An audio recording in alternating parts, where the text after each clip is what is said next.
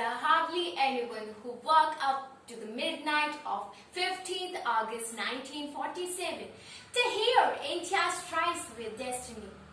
We are born in an independent country and hence probably understand very little about insult of being governed by a foreign power.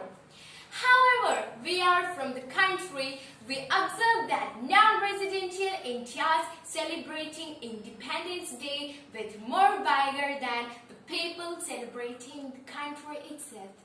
Probably it is a feeling of an identity of India's which is behind such emotions. The identity of being an independent country where sovereign power of deciding our destiny rests with us brings about a huge responsibility on our shoulders. We shall be have falling our responsibility as citizens of the independent nation if we do not decide our responsibility ourselves to the services of this nation.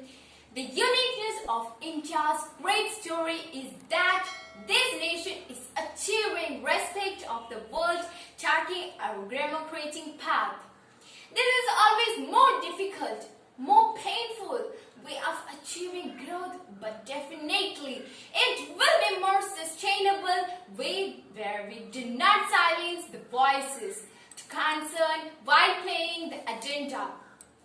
The freedom fighters, the founding of fathers of this nation, along with the numerous freedom fighters who gave their lives to the country, wanted the nation independent and happy.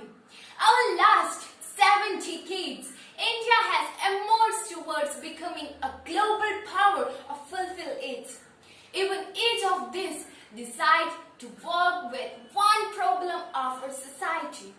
We will see that we will make a great contribution towards the nation and to this institute. Let us make a pledge to do that and take this country to a premier seat of this Committee of Nations.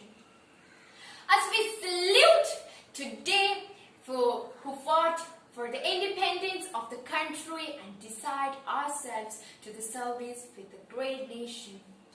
Jai Hind.